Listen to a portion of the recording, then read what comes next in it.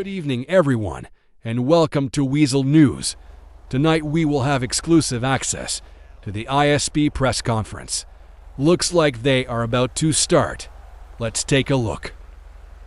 Good evening. Before we start this press conference, let's do this the right way, and if you could all please rise if you're able, and let's join me in saying the Pledge of Allegiance.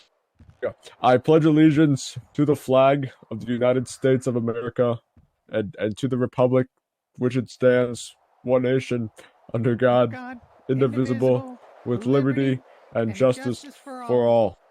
Amen. All right. We'll begin shortly. Just sit tight. Okay, so it looks like Sergeant Frank Jank opened us up with the Pledge of Allegiance. We also just got word that Lieutenant Colonel Scott is running a little late. So now for a word from our sponsor. Because country music should fight the establishment, not become it. This is Rebel Radio. Looks like we are about to start, so let's go ahead and tune into the press conference. All right. Since 1933, the Indiana State Police has been the premier law enforcement agency in Indiana. Despite being one of the best premier agencies in the state of Indiana, we do have our moments. We are human beings. We all make mistakes, just like the general public. You know, general public deal with their good people. Sometimes they make mistakes. This press conference has been called in light of the news footage from Weasel News that was edited and produced in a way to show our troopers in light. Our Major Espen has been spoken to. The situation that was shown on Weasel News does not tell the full story. Anybody can edit a video and narrate a story that they want without showing full context. I have full confidence and every little bit of faith in my troopers to do their jobs. All my troopers are outstanding citizens of the state of Indiana.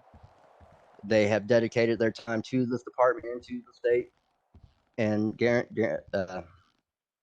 dedicated time to the public safety of all in the city. Any questions? Yeah, Nope? I got one. Go ahead. Hi, Lieutenant Colonel Chip Scholar, Norway Police Department. What's your department's official policy on tasing suspects off overpasses? Well, that should not be happening. If they're on overpass, they should not be. As long as they're within the general safety area and they're not going to flip over the railing there, they should be fine. Granted, mistakes do happen. All law enforcement officers have to make a split-second decision.